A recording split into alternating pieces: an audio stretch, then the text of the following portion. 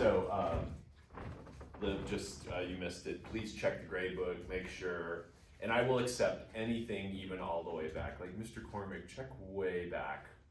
There's something from, like his open sets or something. I don't even know what the problem was.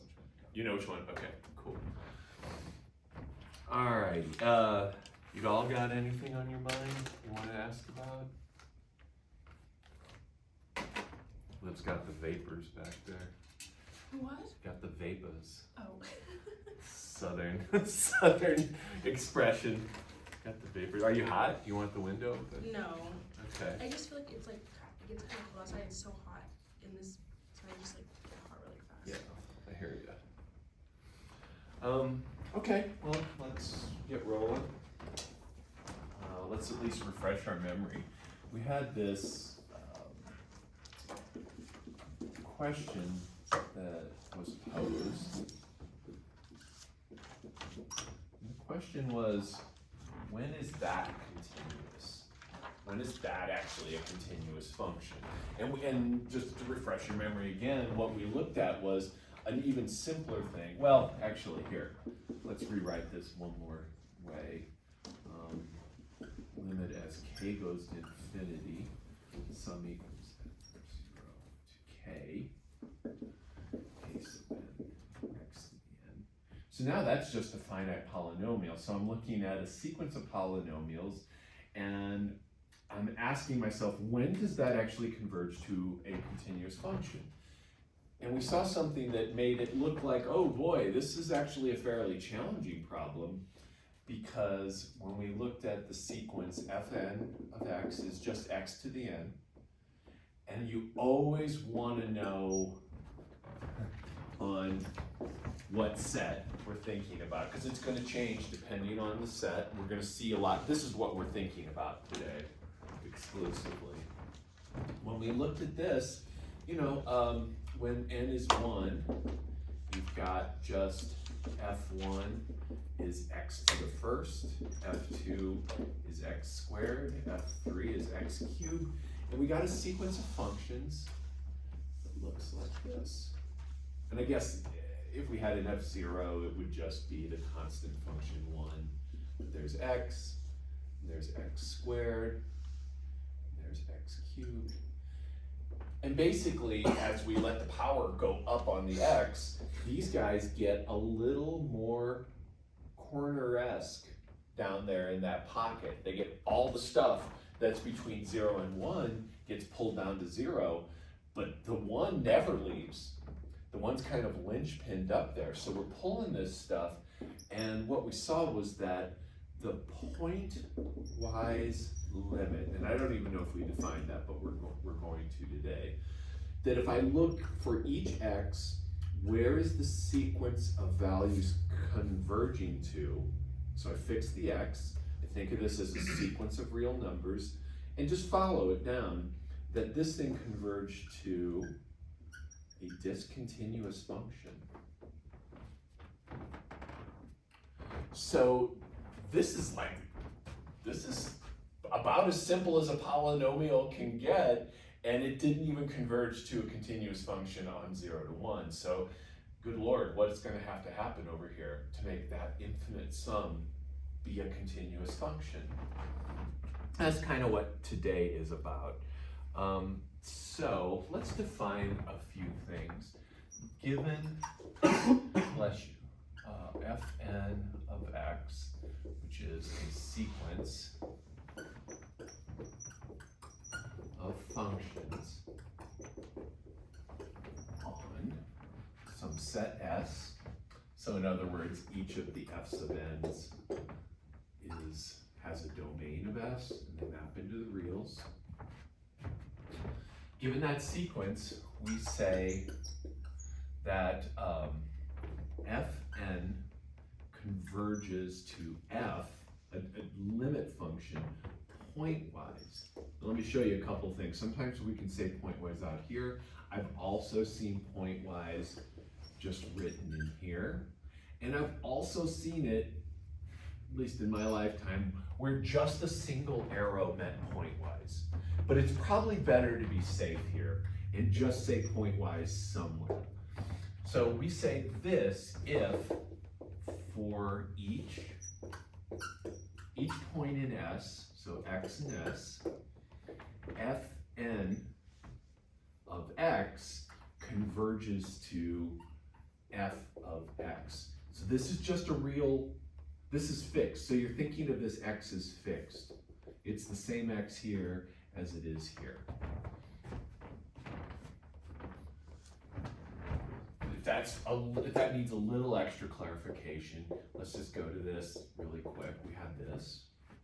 And so if x was a half, Fn of 1/2 is 1/2 to the n. And where does that go to? What happens as n gets bigger and bigger? Converges to 0. So this would equal the limit function at 1/2. I would define the limit function at 1/2 to be just wherever that point. That was how this worked over here. So I'm kind of just refreshing our memory on how we figured this all out. Let's do another one really quick. If I had Fn, just really quick, 0.999, that's equal to 0.999 to the n. And since that's less than 1, that gets, you're taking 99.9% every time of what you had before. That still converges to 0, and that's what we would define the limit function to be at that point. And if we do all that, we literally just get this scenario over here where this is my limit function. Oh hell, I'll just put one more up here. Fn of 1 is 1 to the n, and that's 1. So that is the limit function at 1. So pointwise is the key sense here. And what we've seen is that I can have a really like one of the best continuous functions, x to a power, converge to a non-continuous thing. If we think about pointwise convergence, so we want to define we want a stronger convergence.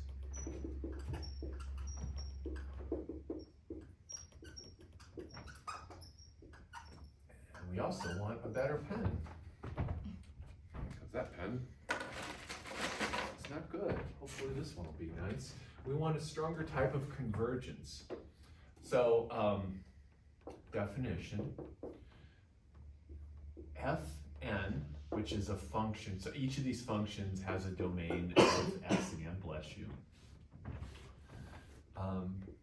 We say that Fn, and now we're going to use double arrows here to indicate stronger, right? This even looks stronger by the notation here.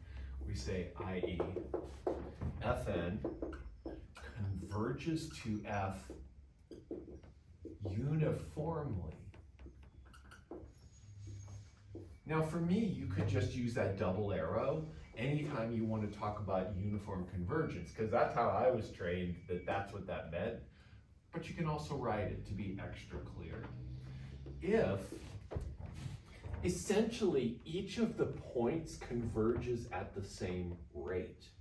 So what do I mean by that? So I've got for all epsilon greater than 0. We've got a beautiful picture that goes with this too.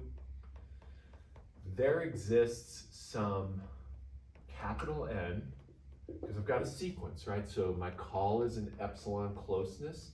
My response is how far out, such that when little n is bigger than that cutoff,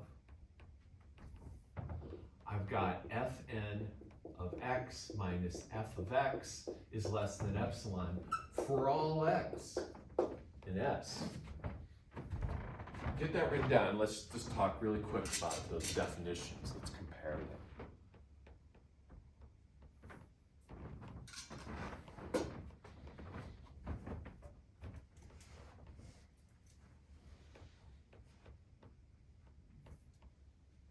And actually, I'm gonna insert something here, just the definition of that put by this. So this, so we can look at it, this meant for all x in S, for all epsilon greater than 0, there exists an n such that little n bigger than capital N implies, and it's going to look the same. And I kind of want you to tell me what's the difference. There's like this syntactical difference, and that's honestly the difference, but they look pretty much the same other than that. What's going on here? Why is that a new definition?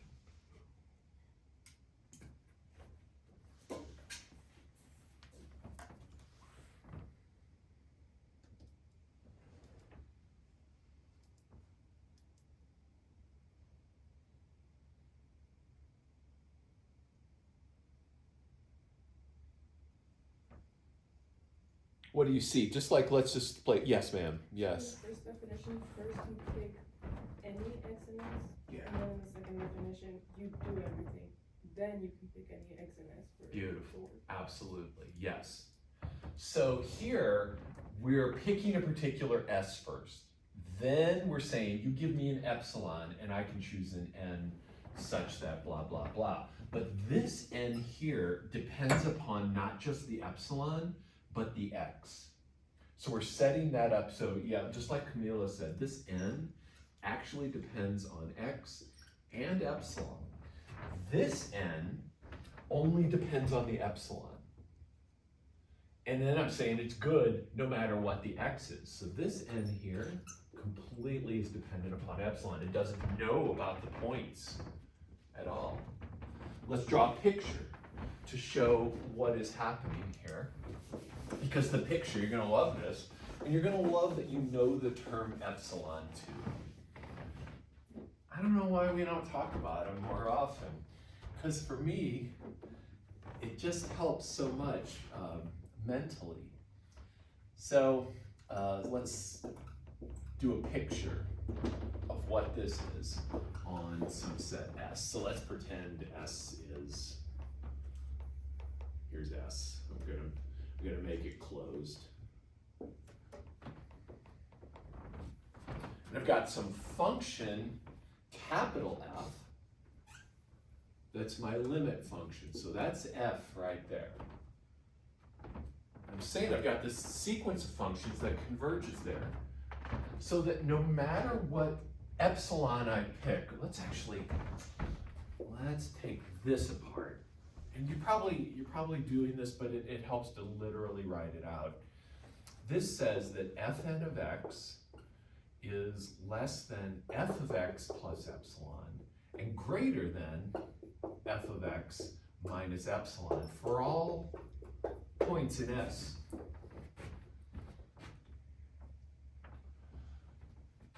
So this guy is just your function f shifted up by epsilon. This guy is it dropped by epsilon. So what we're saying when we talk about uniform convergence is you make any epsilon tube you want around F. So that is an epsilon tube. So this is F plus epsilon, this is F minus epsilon. And I can always find some place in the sequence of functions that's converging here where, let me get them in a different color, where eventually, so like let's say maybe this is F1, and then I've got F2 here. At some point, let's say that big N is equal to 2, F3 is totally contained inside that strip. And everything from there on out. F4 is inside there. And eventually they're going to get, I can make epsilon a little smaller, so I would expect, F100 is almost exactly like the limit function. So let's write this out in words. What does this mean? It means for any epsilon tube about the limit function f, we can find place in the sequence of functions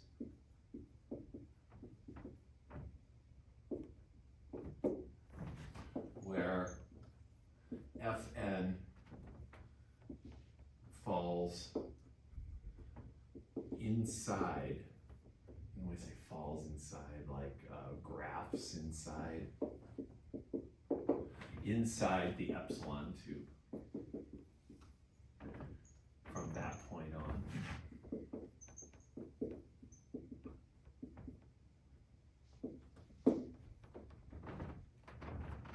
Pointwise convergence. Pointwise convergence, I would have to go, you pick this epsilon tube, but for each point, I might have to go out a different place to get that point in there. So let me show you what non-uniform convergence often looks like. Non-uniform convergence, in other words, just pointwise convergence, looks something like this. Let's just go to 0 to 1. You've got a sequence of functions. I spent way too long yesterday trying to create this sequence of functions, but let's say F1 looks like this, and then F2 looks like this. It's F2. F3 looks like this. In other words, I want that bump to stay at 1 unit high, but it's moving to the left. So that when I look at like F100, here's 1, it's almost flat there, and then there's this little peak over here that goes to 1. And the higher up I get, the more that little bump just keeps moving to the left. So I can get pointwise convergence for some x, but that same setup isn't going to work at that point.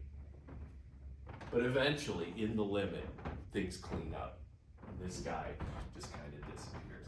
Honestly, probably what happens is the limit is kind of like our buddy that we saw for our first example. Probably something like that.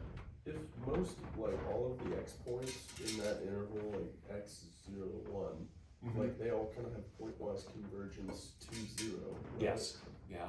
Would that mean that there is like some degree of like uniform convergence over like some like interval? Yeah, yeah, absolutely. So I could, I think this is true. If I took out that bad spot, that it would be uniform convergence on the remainder. Okay. So like on that, then we probably have. Yeah. I think that's true. Yeah, it's a good question. If I'm not misunderstanding this, is it kind of like the uniform convergence is pointwise convergence over like a section, kind of like with the... Yeah, where every point responds to the same epsilon in the same way. Yes. Yeah. Yeah, good question. Anything else? I want to just get into some examples because this, I don't know, I guess this just really turns my crank. I just freaking love this stuff. I guess that's why I did it for my PhD.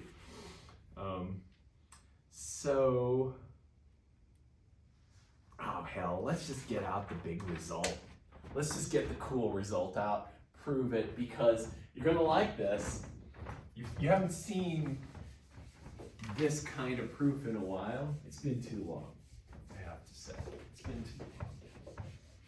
So why do we care about uniform convergence? Because it gives us that continuous limit when we have it. So theorem that suppose that Fn converges uniformly to F on S, and each F sub n is continuous on S. Then F, I can get it right here. Then F is continuous.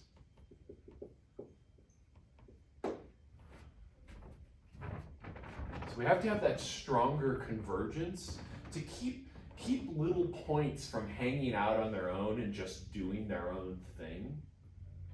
like with this type of example where you get that little point left there. So let's get a proof. And we've got, let's think about all the things we know. So we know that Fn converges to F, and I'm just going to write uniformly here. So, given epsilon greater than 0, there exists an n such that this implies this. And then the for all s goes, the for all x goes at the end.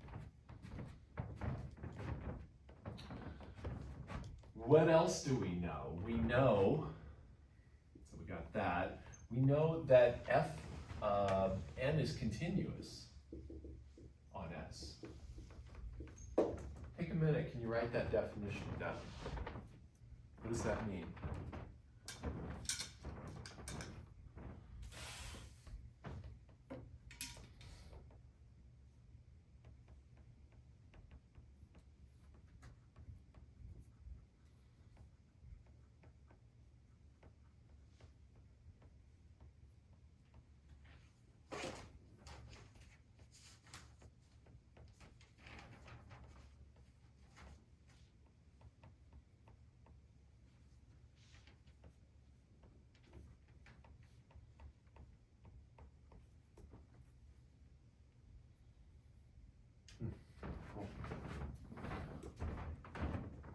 So,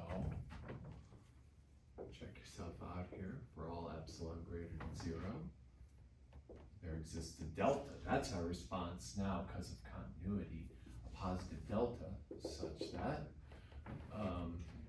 and I guess I should have put out here for each, let's just say x naught in S. I'm going to use x naught just to kind of give me, I like that little sub-zero, it just looks so fixed in my mind.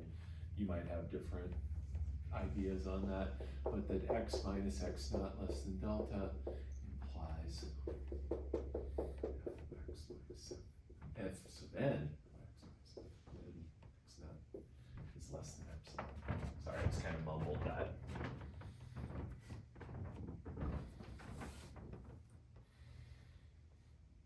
Making sure I got all my kit in order. Okay.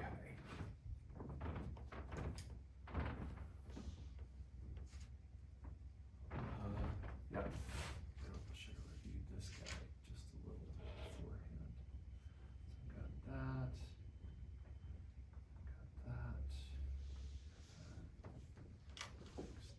So what do we want to show? We're going to leave a little space here. There's one more thing we're going to put in here. We want to show that given for any x naught in S, I want to show that the limit function is continuous here. So for some point in S that's fixed, and for all epsilon greater than 0, there exists a delta greater than 0. Not necessarily the same delta as up there. A delta greater than 0 such that when x minus x naught is less than delta, we have f of x minus f of x naught less than epsilon. So notice this is all about the limit. All the information we have kind of has different linkages to it. This information here links f to f sub n. This is our continuity link here. So link links to f sub n. It's a way to at least get these two close together. This one here is f sub n is continuous. And let's think about this piece right here. Let's do a little scratch work so you can see why we're about to do one more thing that we need to do.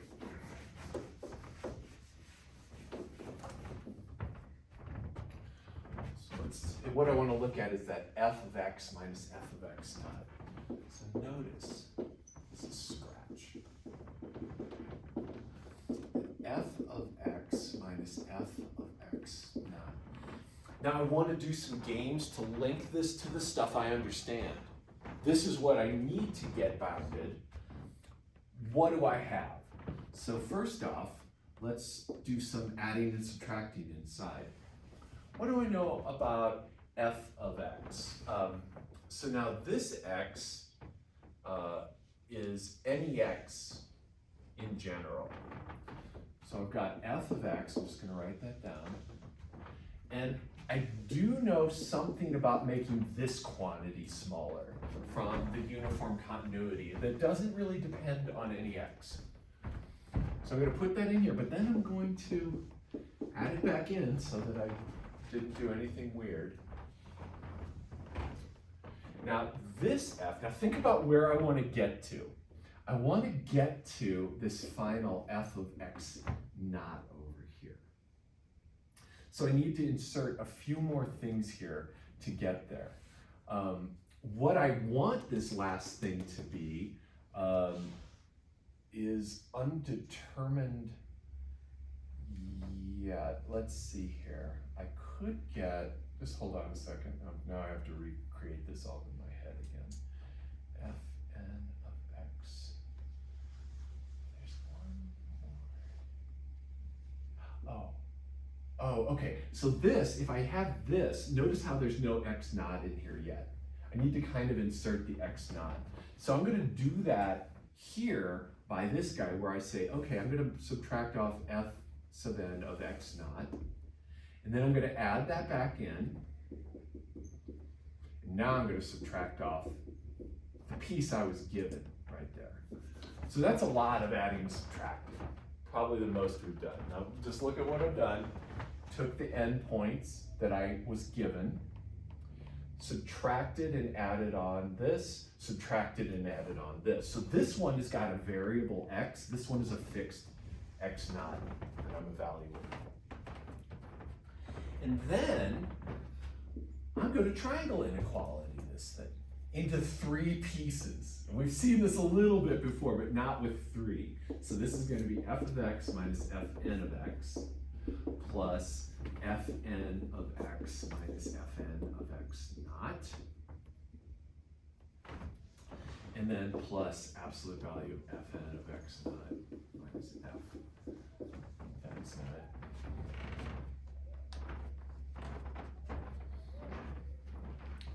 So let me know if you're following, because I want to now take that, make sure you understand that, because I want to talk about how we get each of those pieces small enough.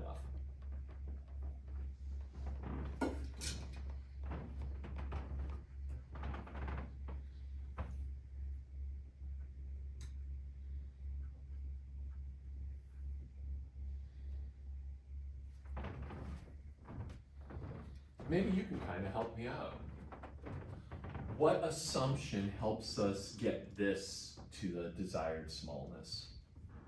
Now remember, x here, x is going to be nearby, but this x does come from s. We're just not sure what it is. What assumption that we've made can help us make this tiny? The uniform convergence, the uniform convergence.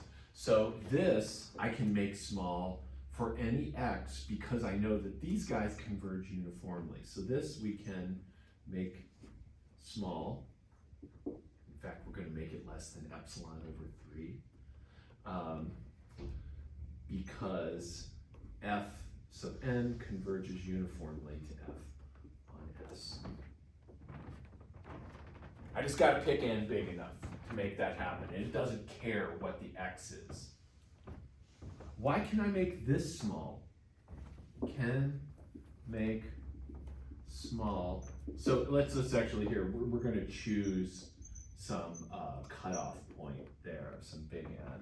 How do I make this small? Because what?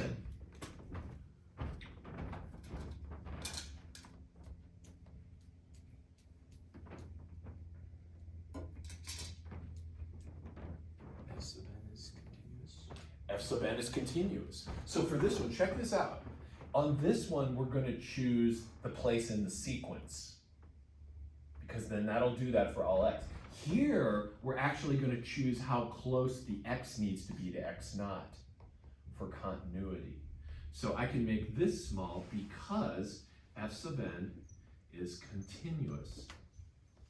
So here we're going to choose a delta greater than 0 so that f sub n of x minus f sub n of x naught, continuous at x naught. Let's put that little note in there. It's continuous everywhere on this. Such that this is less than desired, I'm going to put the desired in a minute up here, desired smallness, when x minus x naught is less than that delta. So I can get that piece small. How do I get the last piece small? Or have I already? I have. What are you thinking, Cormac? Also the uniform convergence. Yeah. If we make this less than epsilon for all x, and we figure out where that happens, when does this n fall into the epsilon tube around the limit function, then that holds true over here as well. So this gets made small, gets made same smallness. These are terrible words, but I hope they kind of make sense. Smallness as first part. When I say first part, I mean that part there, by uniform continuity again, or uniform convergence.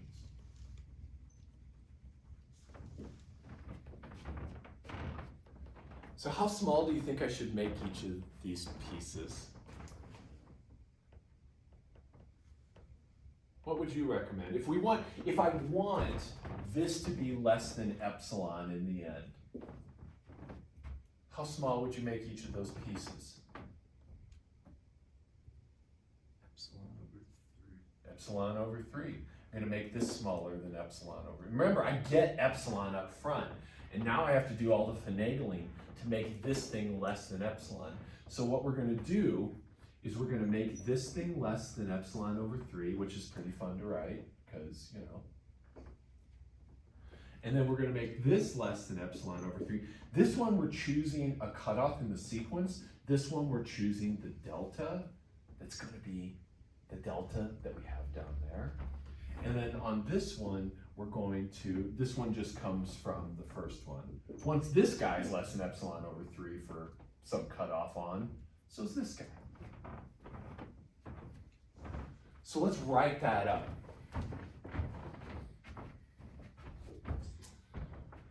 All right, so have I chosen, let's do, so let epsilon be greater than 0.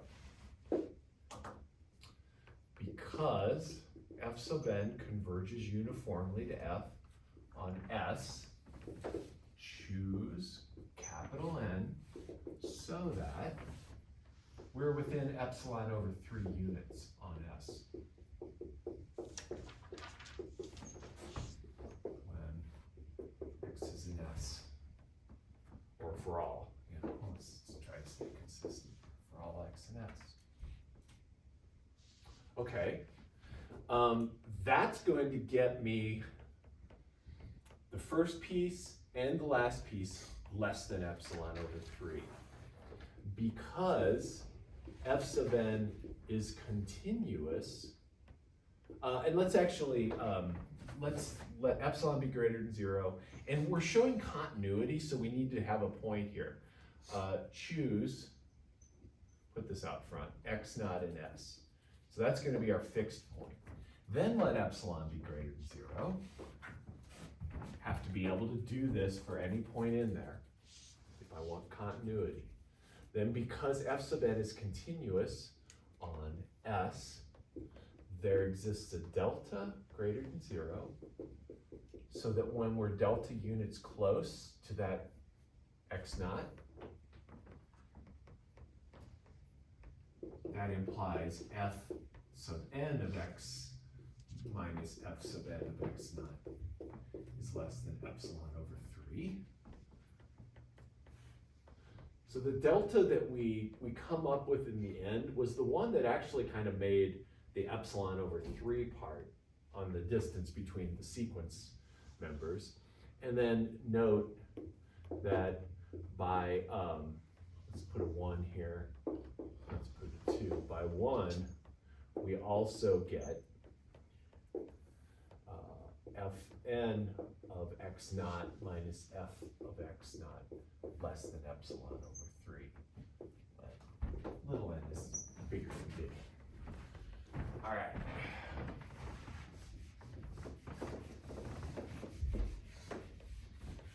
Now we're just about done. We've got our secret scratch work we're going to write up like it's just coming to us fresh. Notice that if x minus x naught is less than that delta, and little n is bigger than that big N that we picked, we have f of x minus f of x naught. That's the thing I want to get less than epsilon. Let's just do the game again. That's equal to f of x minus f sub n of x. Got to add it back on, plus f sub n of x. Now here, I'm going to get to the x naught part. So I link to the x naught from the x by the continuity of these sequence elements. Add that back in. And then here, I'm going to subtract off the guy that was originally in there. That's f of x naught.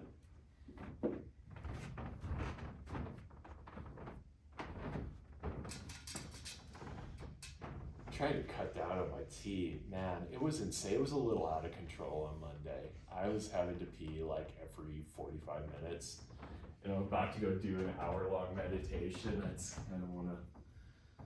I'm starting to worry about myself, quite frankly. And then this by the triangle inequality. This is less than or equal to this, plus that. Cheese out here.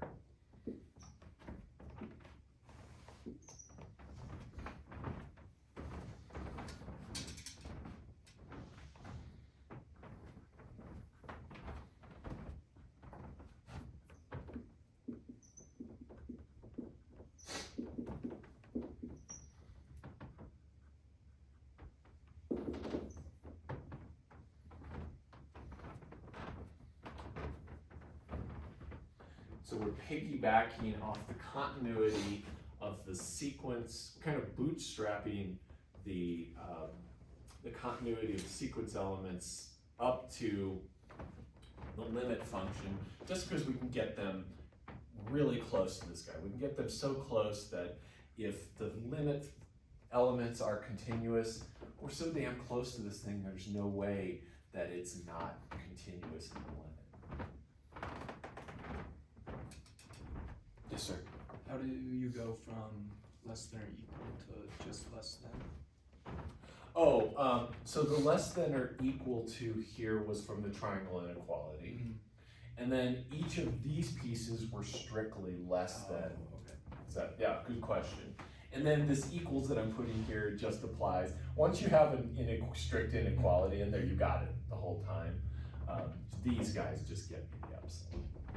So, you know, I didn't want to write this because it looked like I might be saying that's less than epsilon. Good question. Yes, ma'am. The epsilon over 3 is because there's 3 pieces, right? Correct. Yeah, we, yes, we did. We broke each little bit into the epsilon over 3 tolerance level. So take a minute, think if you have any questions. If you don't have any questions, can you give me the contrapositive? Because that's what we do, and that's the other thing we do in here a lot. What's the contrapositive of the theorem?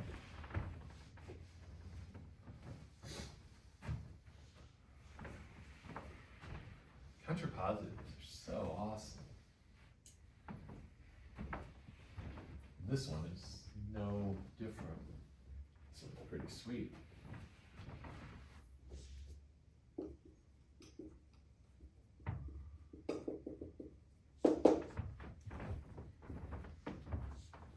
How does the contrapositive start? Let me refresh your memory. You're gonna come out of here knowing this stuff pretty well. What's the contrapositive? P and not Q. Or is it Not P. Give me the implication version. not Q implies not P. Yeah, that's cool. I mean, you might have been right with that disjunction, conjunction stuff. I just couldn't, yeah. This is what we want. So what is the contrapositive of this statement? F is not continuous, And I should say on S. That should say on S down there. S. Yeah, that's not your fault. That's mine. Not continuous on S implies, Then F then is not uniformly continuous on S, or F then is not continuous on S. yes. So let's assume that each of the F sub n's is continuous, because then this can help us answer, was the convergence uniform? We are gonna assume that we still have the F sub n's continuous, and you could kind of think of this as part of the hypothesis that doesn't actually get in there. So, you know, this part right here, Corbett could have been just like maybe up here. Okay. But yeah, but I like that you were tossing it in. The key takeaway is that if these F sub n's are all continuous, and that's what we're mostly thinking about, then this convergence cannot be uniform. So, summary. If we have a sequence of continuous functions on S converging to a non-continuous limit, I don't know what I'm saying, a discontinuous limit.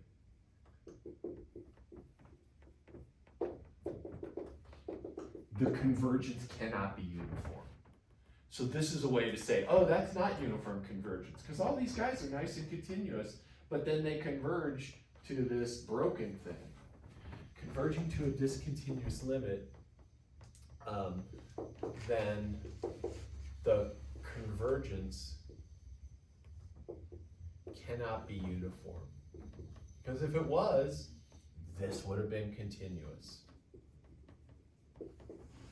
So that is a great way to tell. And now we're just gonna play. I'm gonna give you some functions, cool functions to think about.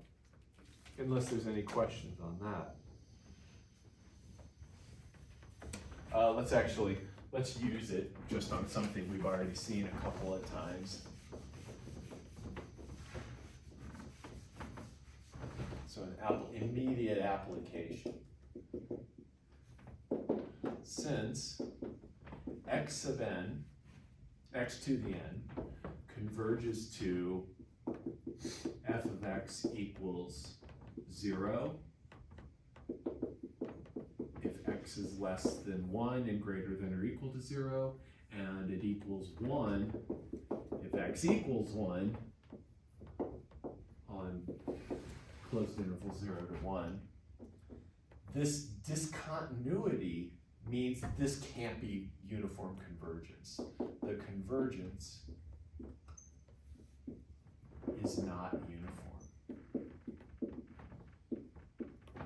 Make a little note. This is discontinuous. These are continuous.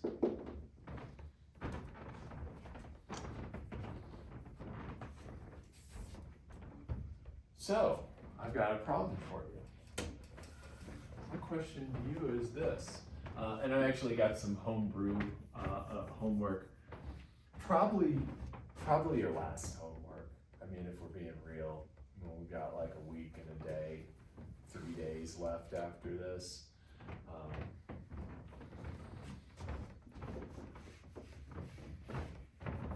We'll see what we wanna do in our last day in class too. We'll see if we wanna just have a work day, or, I think I know the answer. But we'll see what you all think. So let's do some examples. This one's for you. Fn of x equals 1/1 plus x to the n. So I have some things for you. And let's say that x is a non-negative real. So 0 to infinity, including the 0. So problem 1 is find the pointwise limit.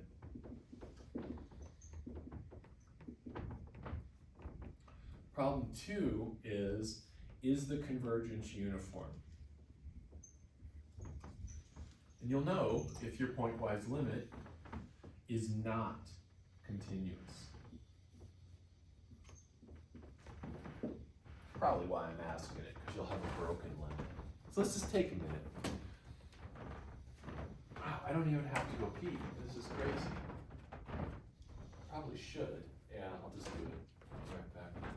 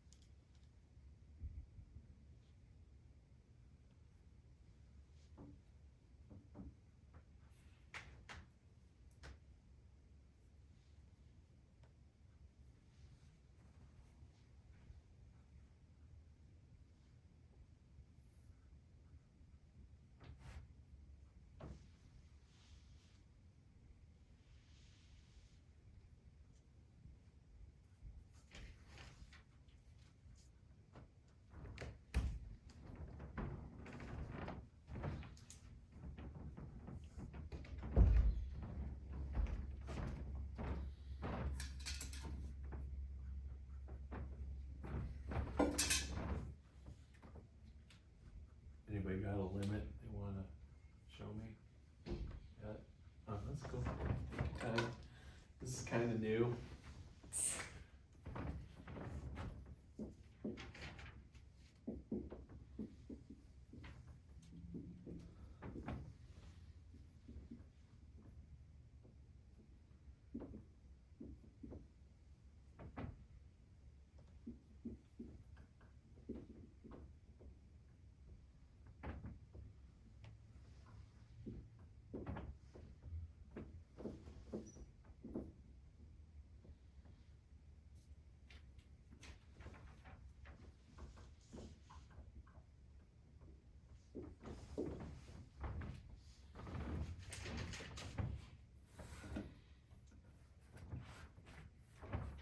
I'll actually just get your homework problems written up here while I'm working.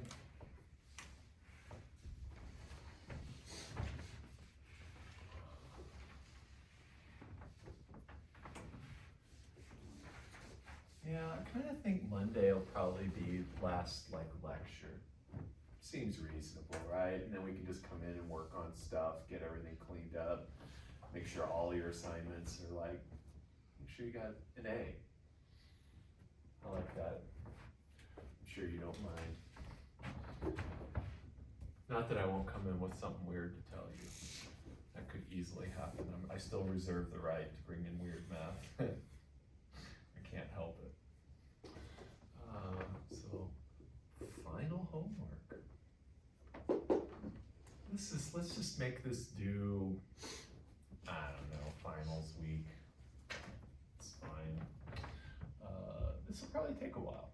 So the first one is F.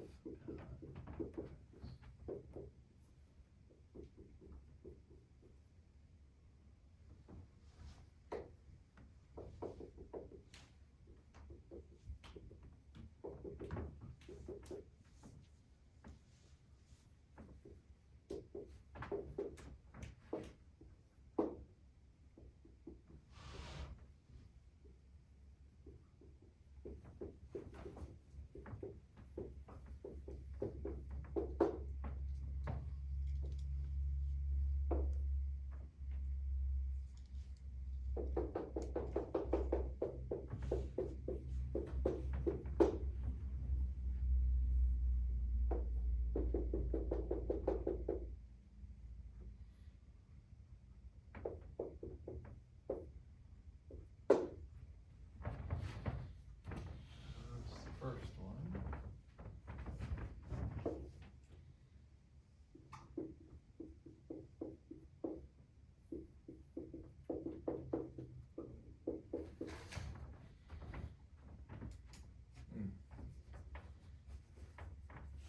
Wrong problem.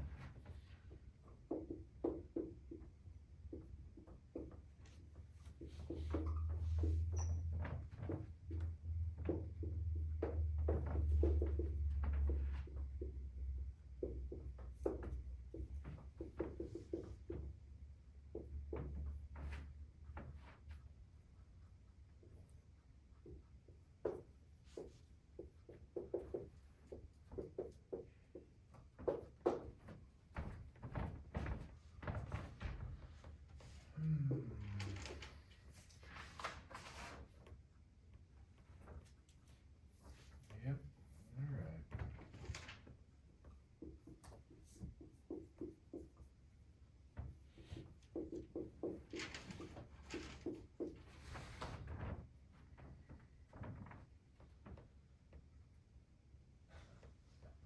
What the question is for this?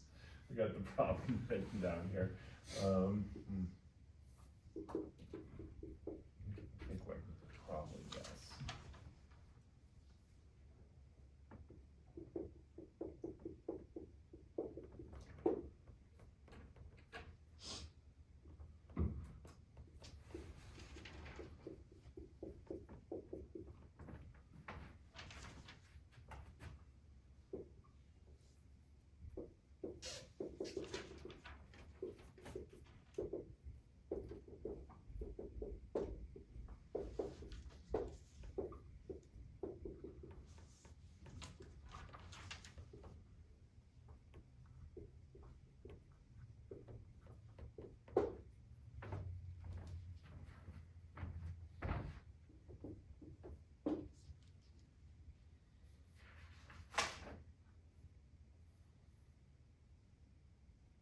Yeah, I guess that might be it.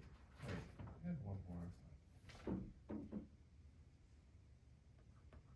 I guess not. I might give you one more problem. Is that okay? Before the end?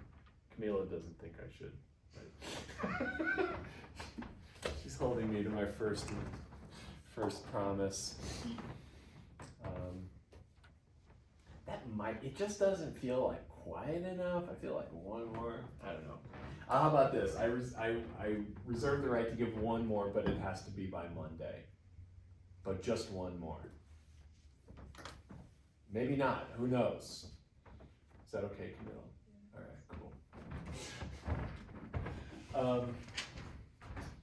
So let's just go through these and then maybe come back over here and check out this problem together. So these are some cool sequences of functions. I would recommend starting with like n equals 1, n equals 2, literally writing those out, getting Desmos, or literally getting Desmos and entering that. Do you all know how to do that in Desmos? Add a parametric thing.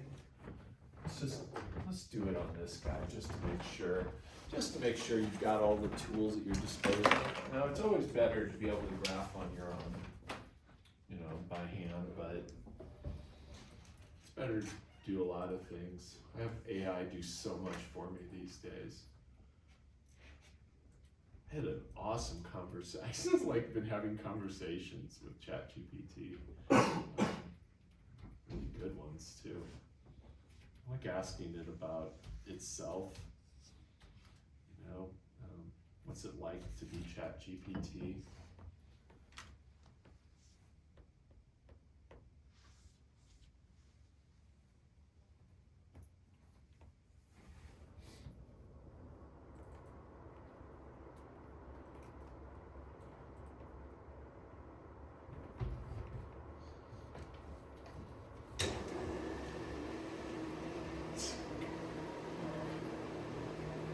Hurt myself reaching for a switch.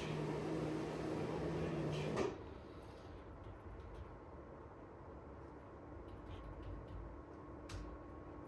So yeah, I'm gonna do the guy we had over here. So if I wanted to put in that sequence of functions, I would do 1 over 1 plus x, and then I'm gonna just use n, and it's gonna ask me if I want a slider. I'm gonna enter slider. I'm gonna tweak the settings. I want this to start at 1 and go up to just pick something big here. Let's just say 100. I doubt it can go much past like 25 or something. But, and then step size 1, because these are integral values. And there we go. And I don't know how to restrict the domain. We can just zoom in. Where was our domain here? It was 0 to infinity, yeah, non-negatives. So we're just doing the positive, this stuff here. And then just get a sense of what's going on. So there's 1 over 1 plus x. See how this is starting to get that feel of not uniform. You see how there's a sliding. When you have this sliding, and you can kind of see what's happening here, right? It's headed toward a step function.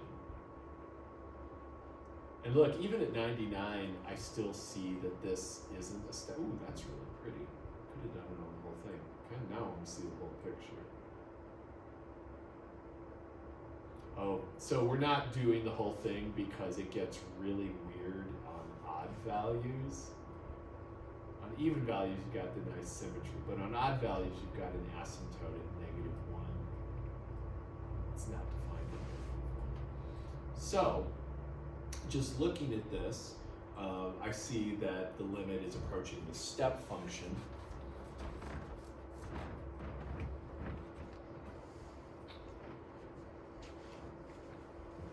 And so this, like step 1 on this function and this one, you could do this on Desmos. You might have to do a little research on how to do piecewise functions, but you should totally do this on Desmos.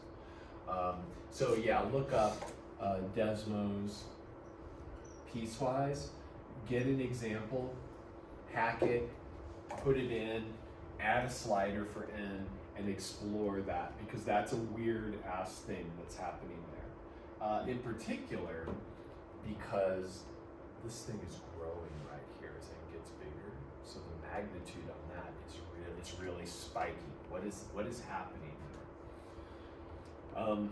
So your first two, these are pretty classic. I want you to do that on this. Kind of want you to be able to reason through on it as well. So at least explain to me why the thing you're claiming is the piecewise limit is the piecewise limit. Just mention trouble spots. I'll do that in a minute for the thing I gave you so you can see what I mean. And then I want you to ask, is the convergence uniform on 0? What do you think the answer is? Just that there's follow-up questions. What do you think the answer is? Come on, you've been in school for like, no. The answer is no, it's not. Okay. Why else would we answer? Because these would be silly questions. If you're uniform on this thing, you're uniform on every subset of it. So this is going to be bad. This is going to be a discontinuous limit, but maybe one of these two is okay. then this one is kind of like the proof I did today, but it's assuming each of the, put a sub in there. The limit functions are uniformly continuous as opposed to continuous. Show that that gets the limit to be uniformly continuous. That's a lot like the proof I did today. I have a feeling you're going to need some epsilon over 3's happening. And then this guy right here, oh, yeah, I just remembered something else I got to get from him. This one right here, kind of the same as number 1. So I was supposed to like do this assessment stuff that we did. So like at some point early in the semester, I was supposed to collect a sample from you. Do you all still have your first assignment? Some of us do. And if not, it's fine. It was either this or I was going to have you pretend like you were I was going to have you do a really bad job on something, turn it in, and then do a really good job on it. So yeah, I think on Monday, I'm just going to grab shit from your homework as Deb. But if you have that first, do you have yours, Steve? Yeah. Somewhere, and it does. If it's not here, that's cool. I just want to get them from you because certain people in the math department are much more detail oriented than I, and they care about this. I think it's a silly thing. Of course, you're not good at proving real analysis before you take real analysis, but whatever. Whatever. I just need to put some dumb data into a spreadsheet for people. So it's the one. It's got that induction on it. That's it. Does this have that induction on it? Cool. That Yeah. was the first homework. Yeah, No, first I homework. did not do well. It's okay. That's great. That's actually awesome because you're going to get so much better. I'm going to pick the one everybody just smokes on whatever homework. Thank you, friend. Thank you. And then just take a look. And if you don't,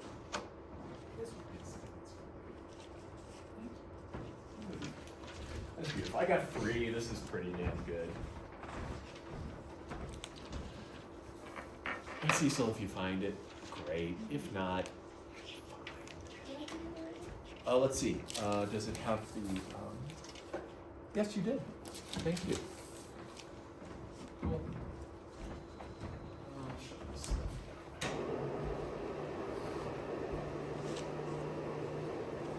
So a couple of things here. One thing I wanted to point out was, remember how that theorem went? It said Fn continuous and Fn converges to F uniformly. This implies that F is continuous. Just because the limit is continuous does not mean that the convergence was uniform, right? So this flow doesn't go in the opposite direction automatically. So just be warned that this doesn't follow. So like when you're coming to do these problems and you're like, the limit was continuous of these continuous things. Oh, that must mean that it was uniform. Not necessarily. So you might have to do a proof that something is uniformly continuous somewhere, or uniformly convergent. All right, let's come back to this guy. Pointwise limit.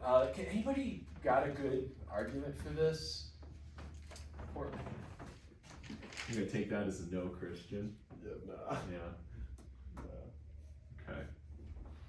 Let's see. So I think we kind of saw what these guys looked for. So first off, let's do F1. So F1 is 1 over 1 plus x. There is an asymptote on that, but it's way over here at -1, which is not in our purview. And when x is 0, we go right through 1, and then it just dies out. We go like that. Let's do F2. So this is F1. F2 is 1 over 1 plus x squared. Now that function has a slightly more rounded top, and you would just go to Dexmos to see that. But but then it kind of acts like this guy. And we saw that those things were getting humpier and humpier as we moved down the sequence level. So like, F3 looked a little bit like that, and down the chain. But this is all just grokked from Desmos. Let's try to understand it ourselves. Let's just think about this limit as n goes to infinity of this critter. I think a long time ago we probably talked about it. Let's assume that x is greater than or equal to 0. What is this limit if x is a fraction? Like less than 1, so like 0.8. 0.9. What is 0.8 to the n? What is that limit?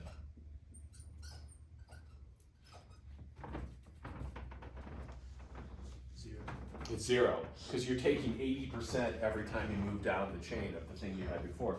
So that limit was 0. So this is going to be 0 if x is strictly less than 1, and certainly when x is 0, I get 0.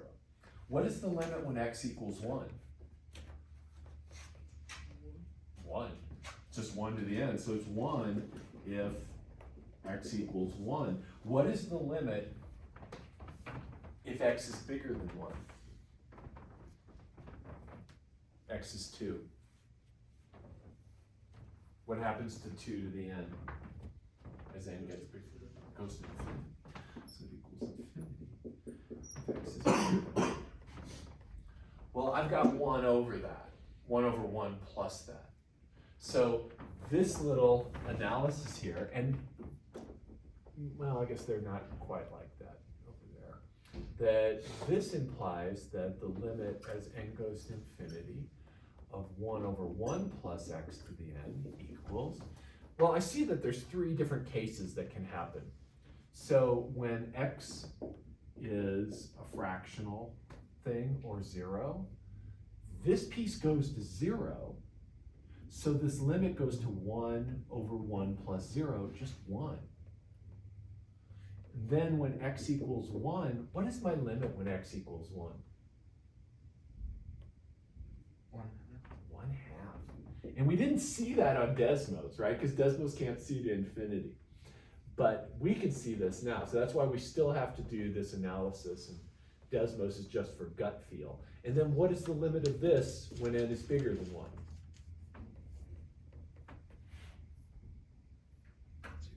0.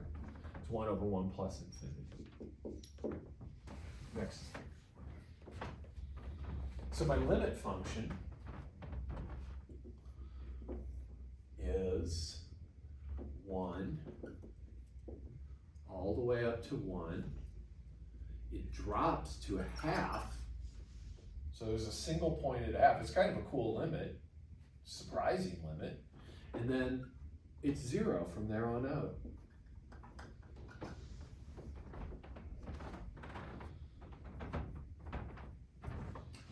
And we're done. Is the convergence uniform on 0 to infinity? No, why not, Christian? Just say it. You're right. Well, but I don't really know like that. There's like the gap and it jumps. Yeah. This is true. Can anybody tell us, like, just based upon a theorem we saw earlier? Or the contrapositive of a theorem? What tells us that the convergence is not uniform? If you tell me this, we can get out of here. That's it. I'm gonna start packing up my pens. Converges to a discontinuous limit. Thank you. Beautiful. So since continuous f sub n converge to a discontinuous limit function, the convergence is not uniform.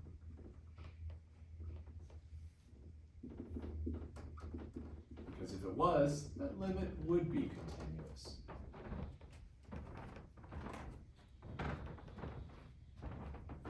And that's all she wrote.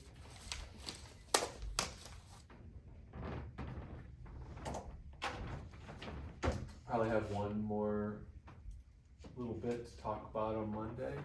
Like I said, I still reserve the right to come in here and talk about weird shit. But that'll be your last official homework assignment. Unless I get a really weird problem in my mind over the weekend. You can just kind of like pray that I don't.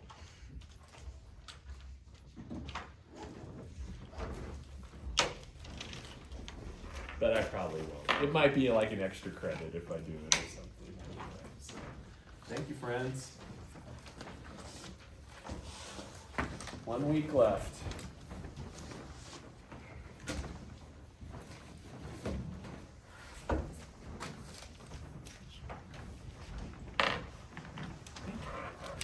Thank you.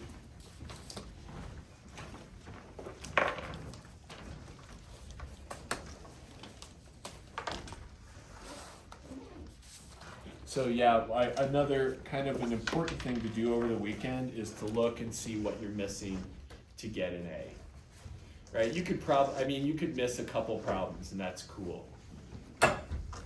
But if you're missing there's some folks that are like, you've got like 5s or 1s. And in Cormac, there's one you've got a 6 on, because you did you turned in a correction, but the correction wasn't quite there, so you can leave that one go. You know, do some triage. What am I gonna let go? What am I gonna finish up? Thank you, friends. I'll see you later. See you, yeah, I'll see you